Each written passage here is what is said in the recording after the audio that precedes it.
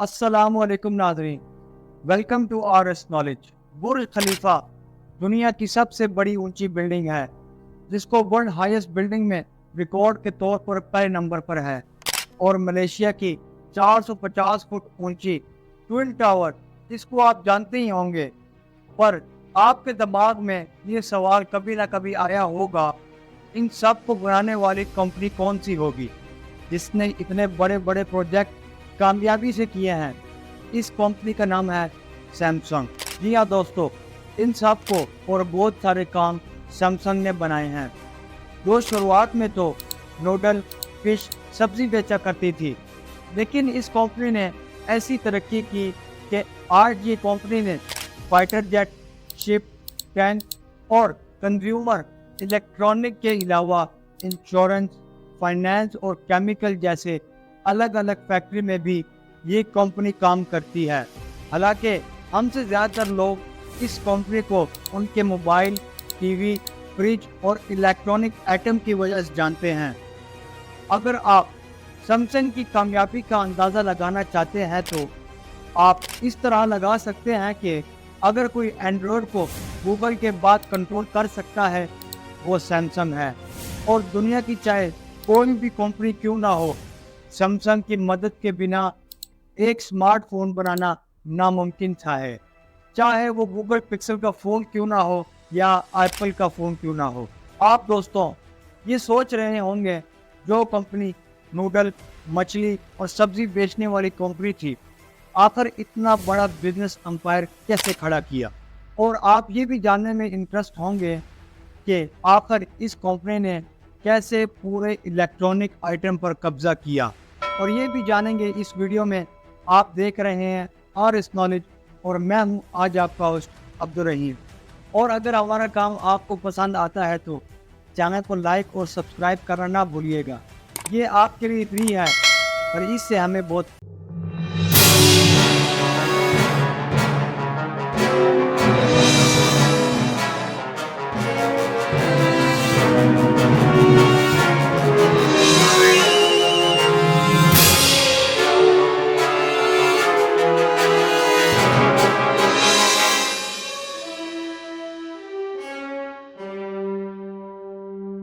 ये है ली बाइंसटुल, जो साउथ कोरिया के एक रिचेस्ट फैमिली से बिलोंग करते थे।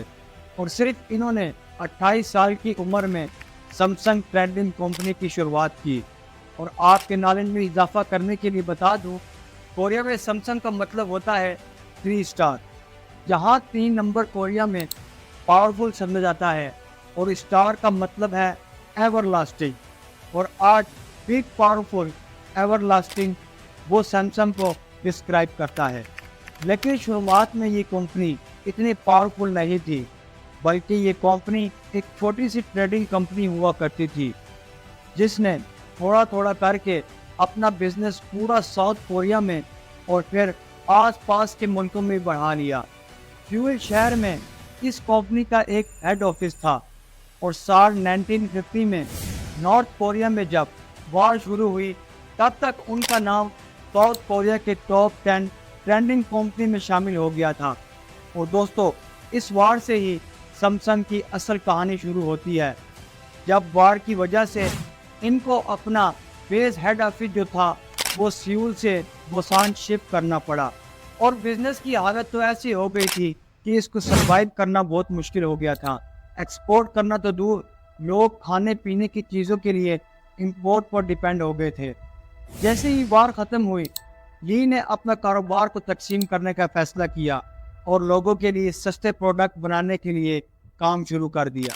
कोरिया में गन्ने की प्रोडक्शन काफ़ी बड़े पैमाने पर होती है, इसलिए सैमसंग ने शुरुआत में शुगर रिफाइनरी से की और इसके प्रॉफिट से टेक्सटाइल इंडस्ट्री में एंटर किया, ताकि लोगों के लिए सस्ते कपड़ों की ज़रूरियात को पूरा किया जा सके। दोस्तों, सैमसंग के इस डिवर्जन ने कंपनी को डूबने से बचा लिया, लेकिन इसलिए ली ने इस तरीके को और भी बेहतर अंदाज में फॉलो करना शुरू कर दिया और अलग अलग जगह पर अपने प्रॉफिट को इन्वेस्टमेंट करने लगे। सैमसंग ने अपने कई डिपार्टमेंट ऑफिस भी खोले और इंश्योरेंस बिजनेस में भी एंटर किया। आज की तारीख में भी सैमसंग कोरिया की सबसे बड़ी इंश्योरेंस कंपनी है। इन सब बिजनेस के एक्सपेंस से इतना पैसा आने लगा, ली बिंग चुल साउथ कोरिया के रिचेस्ट मैन बन गए। और फिर साल आया 1968, जब सैमसंग ने इलेक्ट्रॉनिक फील्ड में उतरने का फैसला किया। और फिर एक साल के अंदर ही सैमसंग इलेक्ट्रॉनिक ने अपना पहला इलेक्ट्रॉनिक प्रोडक्ट मार्केट में मुतारफ़ करवा दिया, और वो था 12 इंच का ब्लैक एंड वाइट टीवी। और कुछ सालों में सैमसंग दुनिया की नंबर 1 टीवी मैन्युफैक्चरिंग कंपनी बन गई। और फिर इसी कामयाबी से इम्प्रेस होकर सैमसंग ने भी इलेक्ट्रॉनिक चीज़ें बनाने का फैसला किया।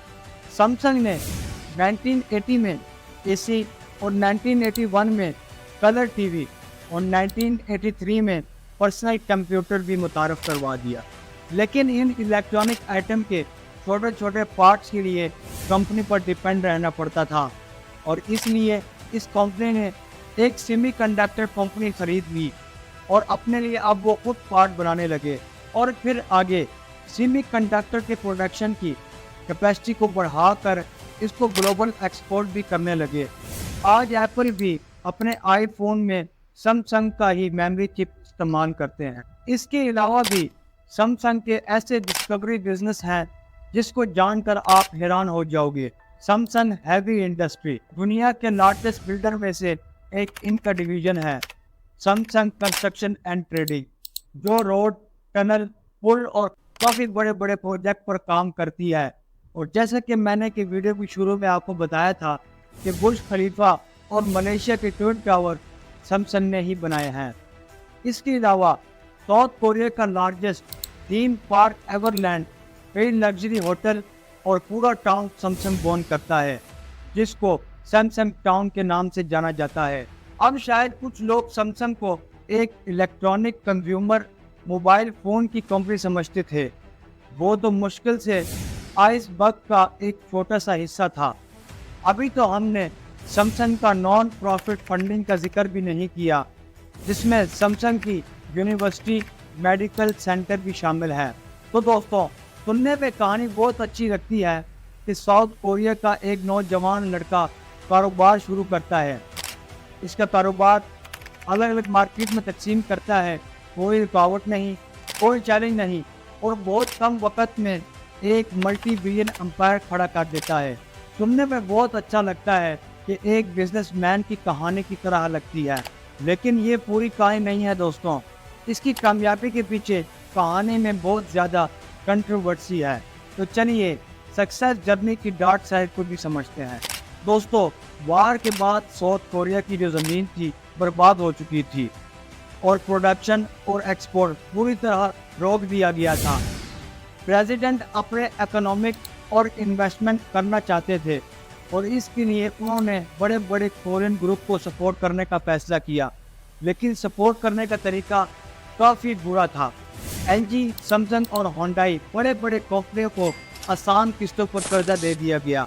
टैक्स में रियायत भी की गई ताकि इनका बिजनेस एम्पायर और तेज़ी से और मुल्क की इकोनॉमिक भी ग्रो कर सके। यहाँ तक कि जब सैमसंग ने इलेक्ट्रॉनिक की फील्ड में एंटर किया तो कोरियन गवर्नमेंट ने इलेक्ट्रॉनिक्स पर लगने वाले टैक्स 50% तक बढ़ा दिए, और कंपोजिशन से बचने के लिए और गवर्नमेंट ने और जापान और कई मुल्कों को कोरिया को इलेक्ट्रॉनिक्स चीज़ें बेचने से बैन कर दिया गया, और कंज्यूमर को सैमसंग का प्रोडक्ट लेने पर मजबूर कर दिया। ऐसे तमाम फ़ायदे सैमसंग को पहुँचाए गए, जिसकी वजह से वो अपने कंपटीटर से काफ़ी आगे निकल गया।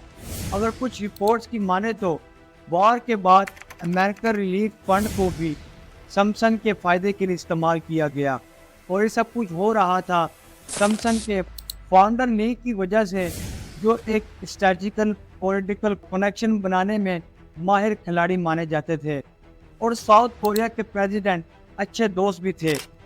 और इसी दोस्ती की वजह से सैमसंग को हमेशा स्पेशल ट्रीटमेंट मिलता था।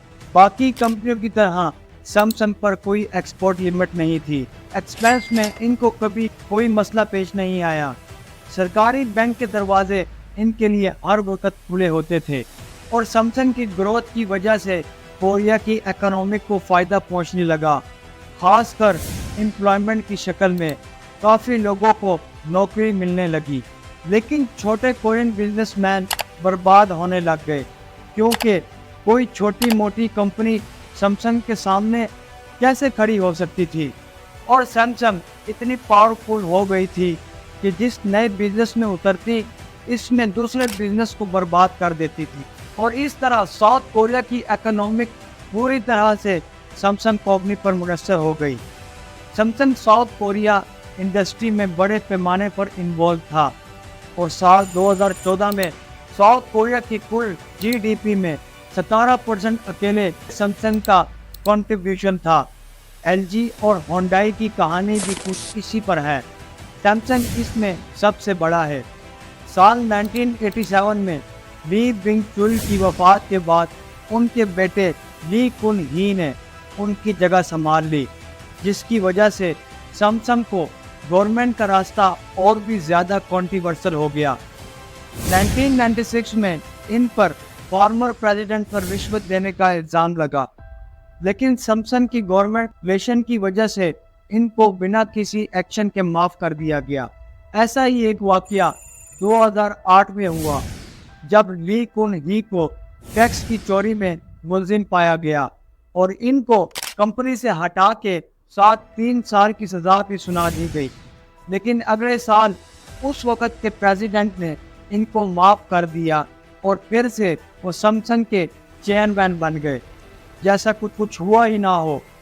और इससे आप सैमसंग और कोरियन गवर्नमेंट का रिलेशन को समझ सकते हैं। और इसके बाद उनके बेटे रिजू लॉन्ग को कंपनी का हेड बनाने के लिए गवर्नमेंट को रिश्वत देने के लिए इन पर इल्ज़ाम लग गए, जिसमें रिजू लॉन्ग भी रिश्वत देने के मुजरिम पाए, लेकिन किसी भी इल्ज़ाम पर एक्शन नहीं लिया गया। आज सैमसंग के खिलाफ आवाज़ उठाने की हिम्मत किसी में नहीं है।